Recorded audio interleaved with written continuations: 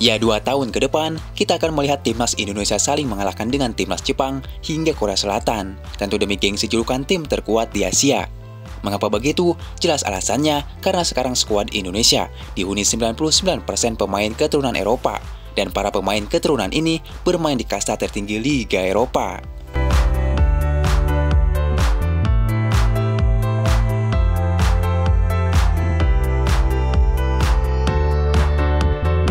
Ya memang, dulu PSSI juga telah melakukan hal yang sama, yaitu menaturalisasi pemain keturunan, bahkan hingga menaturalisasi pemain asing Liga 1 yang telah lama tinggal di Indonesia. Namun minusnya, mereka hanya bermain di liga lokal saja. Ya tentu, jika dibandingkan jelaslah berbeda dengan sekarang, bukan meremehkan yang sudah-sudah, namun lihatlah sekarang, tim senior hingga junior Indonesia benar-benar dihuni pemain keturunan Eropa, bahkan timnas putri pun tak luput dari pemain keturunan. Media-media dunia pun menyebut 2 hingga 3 tahun ke depan, timnas Indonesia akan menjelma menjadi salah satu tim terkuat di Asia. Bahkan baru-baru ini, media Vietnam terheran-heran dengan banyaknya pemain keturunan Indonesia. Mereka sampai menyebut, keturunan Indonesia banyak sekali. Mereka ada di mana-mana. Kami heran keturunan Indonesia tak habis-habis, ujar media Vietnam. Bahkan ketika masih dilatih Philippe Troussier, Vietnam mencoba meniru Indonesia mencari pemain keturunan di Eropa. Namun sayang, Philippe Troussier kesulitan mencari keturunan Vietnam di Eropa. Bukan para pemain keturunan Eropa tidak mau membela timnas Vietnam, namun karena pemain keturunannya memang tidak ada. Bahkan berkaca kepada Malaysia yang juga ingin meniru Indonesia dengan memanggil para pemain keturunan. Sayangnya, pada saat kepelatihan Kim Pan-gon, Malaysia juga kesulitan mencari para pemain keturunannya. Hingga akhirnya, Kim Pan-gon membuat heboh dengan pengunduran dirinya dari timnas Malaysia. Beruntunglah, Indonesia saat ini dengan gampangnya mencari para pemain keturunan Eropa. Dengan kelebihan sebagai negara sebesar ini, ternyata kita mempunyai kelebihan yang tak dimiliki oleh negara-negara lain.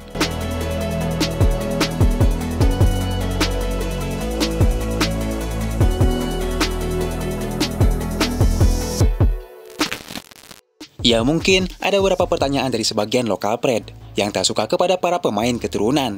Kok bisa negara sebesar ini tidak bisa mencari 12 pemain lokal yang hebat dan berbakat?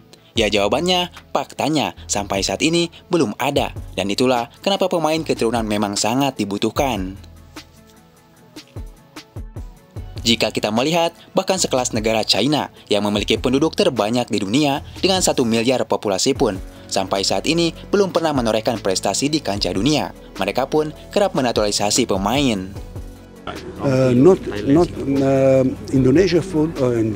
East Asia football last 5 years maybe. Di balik itu, bukan berarti Sintayong tidak mau mengandalkan pemain lokal. Ya mungkin, jika pemain lokal itu memiliki mental kuat dan berbakat, Sintayong pun tak akan tutup mata memanggil para pemain tersebut.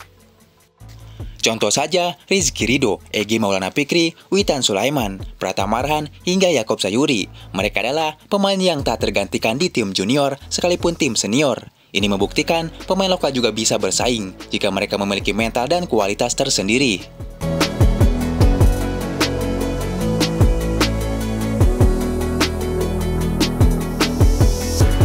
Contoh saja, pemain lokal yang tak pernah tergeser oleh pemain keturunan. Pemain itu adalah Pratama Arhan. Ya, pemain satu ini kerap dihujat oleh sebagian netizen Indonesia, tapi justru dipuji oleh pelatih Sintayong. Ya, memang netizen di negeri Konoha ini kadang selalu menjadi pelatih online dadakan. Sampai-sampai jika kita berkaca kepada masa kepelatihan Simon MC Menemi, pada masa ini pasukan Garuda selalu babak belur karena pemilihan pemainnya harus berdasarkan pilihan netizen. Ya namun, di bawah nahkoda Sintayong, pemilihan pemain berada di telunjuk tangannya, tidak bisa ditawar-tawar. Termasuk Pratama Arhan yang selalu dipanggil Sintayong, namun selalu dikritik sebagian fans Indonesia sebagai pemain titipan. Namun Sintayonglah yang lebih tahu kelebihan Arhan daripada pelatih online. Bahkan Sintayong tak segan memuji pemain Liga Korea Selatan tersebut.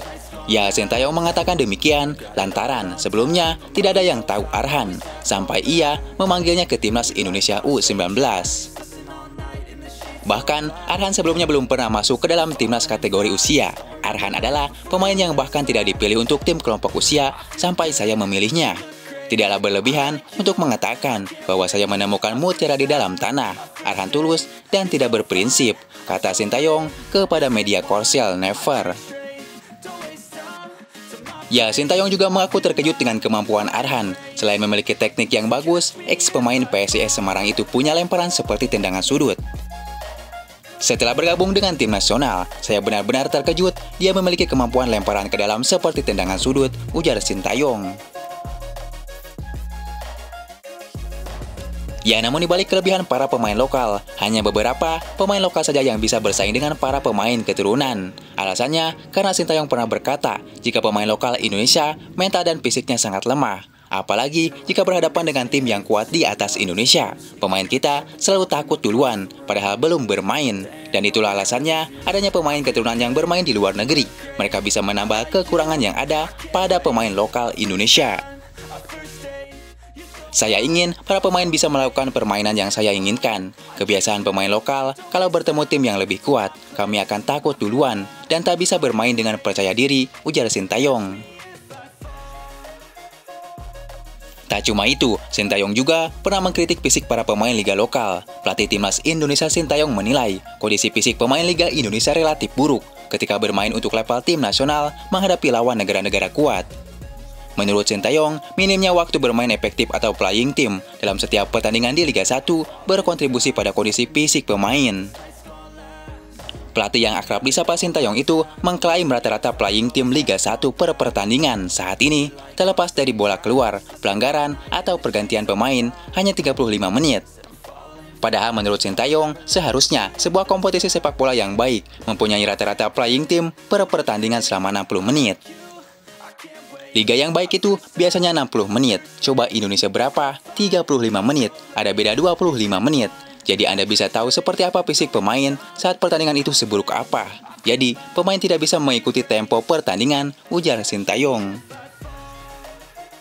Ya, menurut Sintayong, kurangnya waktu efektif bermain di Liga 1 terjadi karena kebiasaan pemain yang kerap melakukan protes terhadap keputusan wasit. Ketidaktegasan wasit terhadap sikap pemain, kata Sintayong, menyebabkan insiden protes jadi berlarut-larut dan memakan banyak waktu.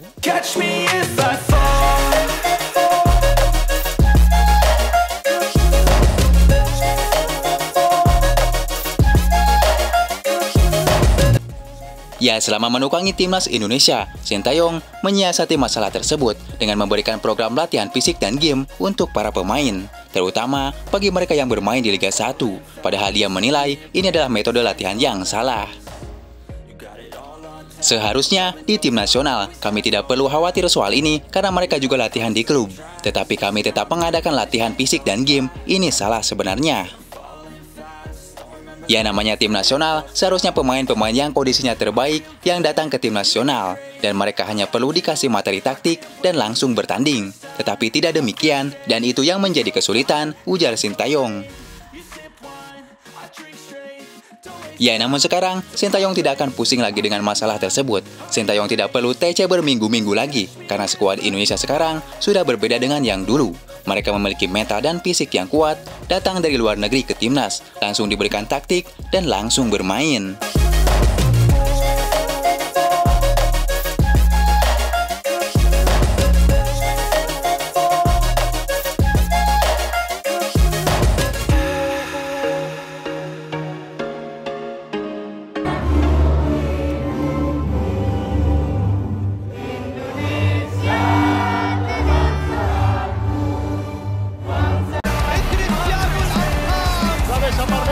Aparece Messi, gol, gol, gol, gol.